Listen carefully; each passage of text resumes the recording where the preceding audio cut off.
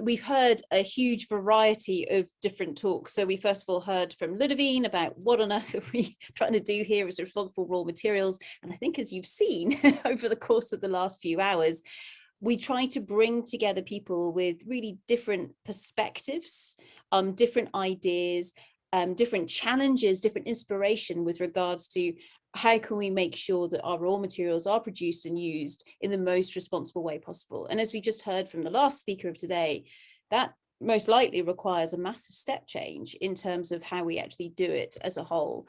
Over the course of this afternoon, we have heard a whole variety of speakers. So just working backwards. So we had Andy really talking about how to disrupt that model. We heard Kirsten, who brought to the table 3 fantastic case studies about what does a lot of the just transition, or I guess the kind of more responsible practices, what do they actually look like and feel like within the mining sector. We heard from Stacey Hope. So from a social anthropologist's perspective, what does the just transition and mining really mean, with some examples there with regards to, say, coal mine in South Africa.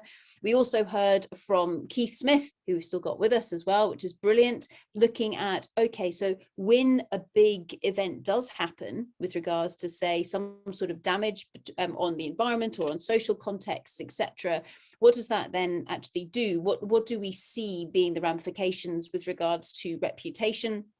And of course, then we started off that particular lineup with Olga, who was talking about the social simulation that she's been developing to look at deep sea mining and really try to improve awareness with regards to some of those aspects. Now, some of what we'll have heard today, I suspect those of us who are sitting here listening, thinking really hard, there will have been some aspects that we think, wow, that is it. You've just nailed it in that sentence, what I've been thinking all along. And there will be other aspects where we think, what do you mean? Of course I want to engage, and I'm maybe a mining person or whatever. So there are bits where hopefully we have been inducing those emotions, some frustration as well, because actually it's by acknowledging that we can then come together and we can say, okay, how do we create this step change? Because the opportunity is in our hands. We're the ones that need to be able to make this happen. So in this final session over the next 20 minutes or so, what we're going to do is we're going to try and bring some of those discussions together. As you'll see, all our panelists have their cameras on, and we've got fantastic Johannes, who's just joined us now. Johannes is actually giving a talk on Friday, but he was so active in the chat, we thought, let's just bring Johannes into the panel session. Now, Johannes, I know that you've got at least one question for Andy. Do you want to quickly introduce yourself and then pose your question to Andy? Yes, okay, thank you. First, I'll have to remember what the question was, but so my name is Johannes Drielsma. I'm an Australian French citizen living in Germany, and I started my career in the mining industry. So I'm an environmental engineer by training, and I guess I found Andy's talk really very interesting. A fabulous communicator. I think he got your ideas across in a very clear, compelling way. And I probably would instinctively be a conservative thinker, in the sense that I received my initial training in a very large mining company. And so I tend to have some faith in the tried and true mental models. But I found, you know, what you've presented very compelling as well. And one of my questions was, well, to what extent do you think it's about some better communication within the industry? Because your alternative business model, I think I know people in the industry that think that way. I think I've attended workshops where we've tried to imagine the conventional mining project in that way. But then I would be willing to admit that perhaps those people then go on to lose some serious arguments with their sort of core engineering departments in the mining company. Yeah. So to what extent are the seeds already there? And then my main question was, I didn't quite catch your reasoning for why a new business model like that would inevitably lead to smaller mining projects. I would still see some potential for such a business model to also identify very interesting large mining projects with larger benefits for host communities, host nations. Mm-hmm. So let me start with the second question first. in this model, we think that the community governance role is probably best played by the community being the owners of the projects. So we would see a community economic development corporation as being the project owner. It's going to be really hard for communities to reach a level of financial strength to the large mine business. There is a significant undervaluation of small assets, small mining, small ore bodies, small opportunities at the moment. And so we see the place of opportunities being there. The other thing is that if you want to have impact in a lot of places, so we're thinking of a place-based model here. You know, it's fundamentally local, and it's just likely to lead to a large number. I mean, we need a large number of mines, and they're likely to be small. And that's part of what has driven the shift here, because if they're small, they're probably short life, and they'll probably need a high degree of automation in order to be economic. And so this is not going to be like regularization of ASM is the box that large-scale mining likes to keep this all locked away in. And I'm not seeing that as a scalable pathway for creating impact across a large number of sites. On the topic of are there people in the industry who get it right now? Yes, I mean, we have a strategic client, which is Oz Minerals, and they're a very forward-thinking company with a really good innovation incubator capability. You know, we're looking at the value of flexibility at the moment with them. Really fascinating stuff, and we've been very fortunate to stumble across them. So yes, there are people who are thinking different in the industry, but what I know from my experience of, I did some consulting in collaborative business relationships, and what we know from those from longitudinal studies of collaborations is that organizational routines and hierarchical roles tend to kill new ideas, and they tend to kill collaborations. It's like organizational antibodies get deployed, and it becomes very hard to do anything radically different. And so you end up with the skunk works inside the established company just getting kind of isolated and then starting to glorify in its isolation, and then ultimately realizing it's not going to achieve anything. So, you know, this is one of the reasons why we created a new company, because we felt we needed to be on the outside. I needed to be able to speak freely at events like this, and really challenge people to think differently. And it just means living on very little for quite a long time while you bootstrap it. But that's part of what I say about walking in the wilderness. You know, what are we prepared to renounce if the incumbent business model is what puts food on our family's table? What capacity do we have to unlearn? It takes time to unlearn. You know, how much can we unlearn? That's the real rate limiting step here. Awesome, thanks, Andy. I'm getting messages behind the scenes of people going, "What's a skunk works," etc. So we're going to have to give everybody a reading list with regards to, say, the lean startup. When you put together teams of people to say, right, let's say what might be a solution with regards to a problem, etc. So all of those tech startup books and everything that's going on, there is a fantastic world out there that really does inspire creativity and failing fast, for example. So saying, okay, that avenue over there, that's not working for whatever reason, but that's brilliant. Thanks, Andy, for that. Ludovine, I know that you wanted to come in on this discussion. Yeah, actually, thanks, Johannes. I wanted to rebound a little bit on what you were saying, because I think in terms of communications, there's also other stakeholder groups who need to hear about this. Two things. The first one is I work primarily in emerging markets and almost exclusively in Africa at the moment. With the critical minerals agenda springing up in the US and Europe, a lot of these governments are having really high expectations of mining, and almost a kind of, well, we didn't get our due the previous super cycle, so we're going to get it here.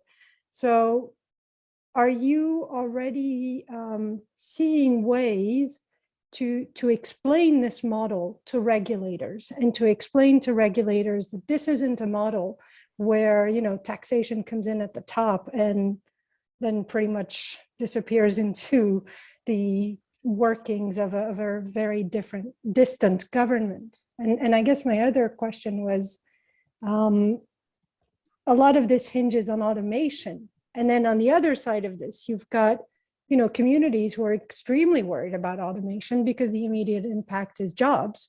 So there's a lot of different expectations to balance. Do you think this model actually allows for better balancing, or is that something that needs to be worked out in the implementation of this model?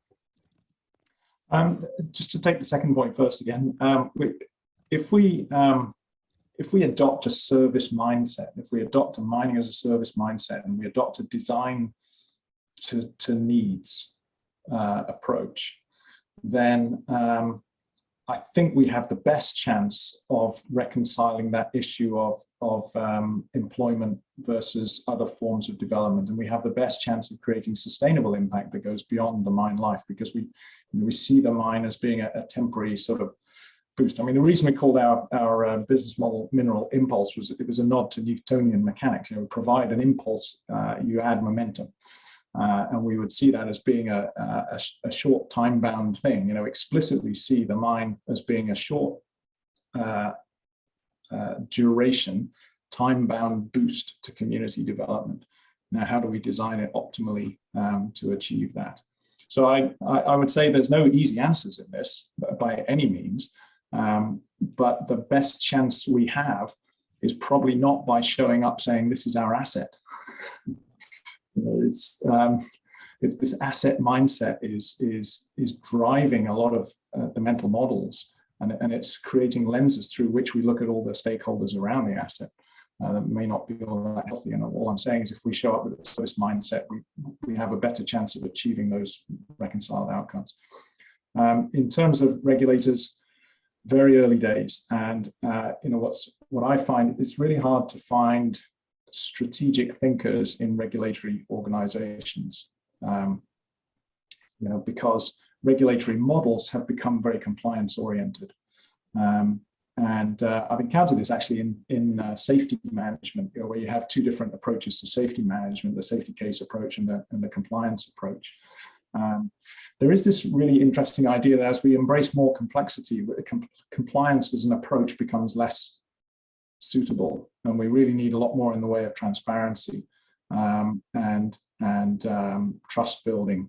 And in fact, it's a little bit similar to what happened to quality management. We went from quality control to quality assurance in order to move faster, in order for business-to-business relationships to be easier to manage. You don't have to inspect everything when it gets delivered anymore.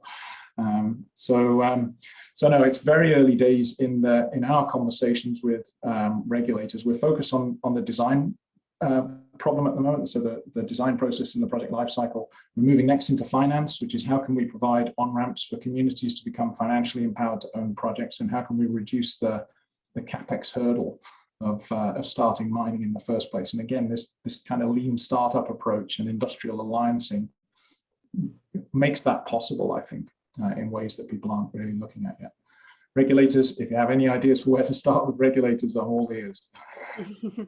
So, I mean, actually, with that, Andy, just to kind of take us to the next part of this conversation, just so that everyone's aware, we do actually have some regulators, or some bits of regulators, joining us later in the week. We've also got people who their entire business is actually to do that assurance or compliance against some of these standards, etc. as well. So those people who spend their entire lives actually trying to formulate this, sharing some of their pain points as well with us, which will be really interesting. And actually that kicks off early on tomorrow morning, where we've got Azeb, who's going to come and join us and talk about some of the work that she's doing with the Ethiopian Ministry of Mines.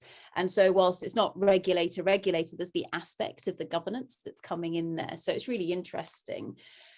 Now, just with that, and actually building on some of the discussion we've had today, I'm now going to, this is really mean, okay, I'm going to now pose a hypothetical question to everybody. Now, this is a question that we have posed to most of the people who have filmed videos for us, okay? Now, because I haven't warned any of you about this, if anybody really feels uncomfortable with answering this question, that is perfectly okay. You can pass to say that you might want to think about it. But I'm actually going to invite everybody who is still on the line and listening to take part in this as well. So I'm going to hit presentation mode on the Mentimeter, and I'm sure Rose will be able to share the screen with everybody, also share the link as well with everybody. So this is a question that arose from the conference that we helped to run 10 days ago, where somebody said, well, what's the best or what's the least worse if you have to buy cobalt and you've only got two options? Do you buy that cobalt from deep sea mining, or do you buy that cobalt from a 9-year-old? Now, this is an A or a B question. Okay, now this is interesting. Okay, so far we've got 50% that's going on here. I'm going to let everybody dial it who's dialing in to actually have a little think about this and say, okay, which one do you buy it from? You have to buy it either from deep sea mining or a 9-year-old. Now, I've been asking, a bit like Emily, I've been asking various people in my little bubble about this over the weekend. So my mum refused to answer because she said that it wasn't a very good question. Point taken, Mum. Thank you very much for that. But it's also a fascinating question, and mostly when you then give people the opportunity to explain their rationale and also the assumptions that they are making with regards to this. I should also note that my 8-year-old niece said that she would have to go with the 9-year-old because she didn't think that she'd be able to hold her breath long enough to mine in the deep sea, and she was scared that she'd be eaten by a shark. So I thought that was beautiful justification with regards to this as well. So just while everybody is having a think about that, I'm going to stop sharing and come back to our panel. Okay, so again, my sincere apologies for dumping this on you. So actually, Andy, can I start with you? So if you have this question thrown at you, and feel free to say pass, I'm going to go Andy and then I'm going to go to Kirsten. If you had to buy this cobalt from either deep sea mining or a 9-year-old, which direction would you go and why? And then Kirsten, I'll come to you, and feel free to pass. It's an extremely difficult question, but let me answer it on behalf of the incumbent system by saying whichever is cheaper. Okay. And and that's not my view, by the way. That's what I'm trying to do is present an extreme sort of representation of the problem we face. So on behalf of the incumbent system, Andy has just voted for the 9-year-old. Most likely. Kirsten, how about yourself? And then we'll go to Keith. So I would take issue with that being the necessary outcome from the incumbent system, I think. And also agree with your mum, Sarah, that I think it's a really awful question. Because it's, I mean, firstly, there's very little information to be able to make a sound judgment, right? So to play devil's advocate, I think you really have to engage with both routes, right? Really respectfully, and really understand, you know, what those routes mean, because I think that I'm not in a position to make those assumptions with the information you've given me. So that's a very long-winded pass. Sorry. That's quite all right. That's quite all right. You've done it in a very eloquent way. So thank you very much, Kirsten. Keith, how about yourself? And then Johannes, we can come to you now, or you can save it up for Friday when you come back to give your talk. So Keith, how about yourself?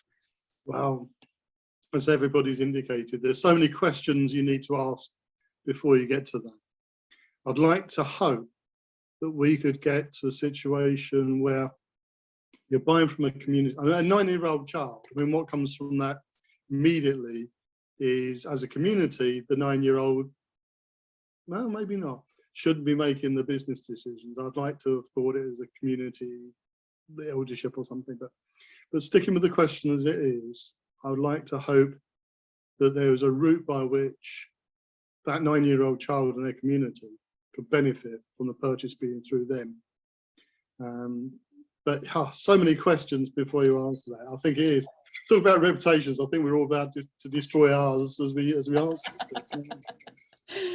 And this is it, because I think it is a horrible question. So Kirsten, my mum, if you're out there, you are entirely correct. It is a really horrible question, but it sparks some really interesting internal debate if nothing else. And I think it's certainly been one of those questions that has been resonating in the people who were at the conference 10 days ago, when they've been going, okay, do you go deep sea mining or the 9-year-olds? You know, which direction do you go?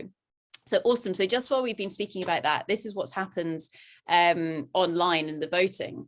Okay, so 33 of us are going to buy from the 9-year-old, and 34 of us, creeps up, are going to buy from the 9-year-old, and 8 are going to buy from deep sea mining, given just what we're thinking at the moment. So that's really interesting. Now, tomorrow, we're going to pose this question again. Some of the speakers in the afternoon have already been thinking about it because they were actually part of the original debate. And it will be really interesting to see their rationale with regards to this. So apologies to our panelists. Thank you very much for playing that little game with us. Just while we're looking at our Mentimeter, so you'll have remembered earlier on today, we talked about, okay, what did we think a just transition was? And actually, so just to show you some of these, the suggestions that we had coming in. So you kept putting them in because we left it open well and truly after we finished the initial discussion. And there's some fantastic descriptions that have come in here. Some of which are fairly interesting, some of which perhaps we can take a lot more away from as well. But I think that just this kind of, there's both diversity and alignment of thought with regards to this, which is always truly fascinating. And again, we're going to be asking the next cohort that we have coming in tomorrow morning, UK time, to play with us what they think a just transition actually means as well. So with regards to that, before I come back to the panelists, just to do a quick whip around the room with some of your final comments that perhaps you'd like to leave us with today. Maybe it's something you heard that you thought, oh, that was a really exciting idea, or maybe a question that you think we should be posing to the rest of the group throughout the rest of the conference, i.e. something that's better than deep sea mining or a 9-year-old for the source of our cobalt. If you have an improvement to that, please let us know. But just to let everybody know that tomorrow morning, so UK time from 8 a.m. through to 11:30, we've got another fantastic set of speakers who are coming in to join us. Now, I'm acutely aware that those of you who are, say, in British Columbia, that will not be the nicest time for you to join. So don't worry, everything is being recorded. But just in case you're tempted, we kick off tomorrow morning's session with Carlo Achilla from the University of the Philippines. So talking about mining within the Philippines context, which will be absolutely fantastic, because I don't think we've actually necessarily mentioned the Philippines yet today. We then hop across to Ethiopia, and we're going to hear from Azeb. So she's going to talk a little bit about some of the projects she's been doing with the Ethiopian Ministry of Mines. Then we're going to talk to Michael, who runs a gold mining company, or is part of a gold mining company called Akobo. So again, we're getting some people who spend their lives on a day-to-day basis actually doing this stuff. But they've got some awesome examples of where they truly are bringing responsibility to the fore. So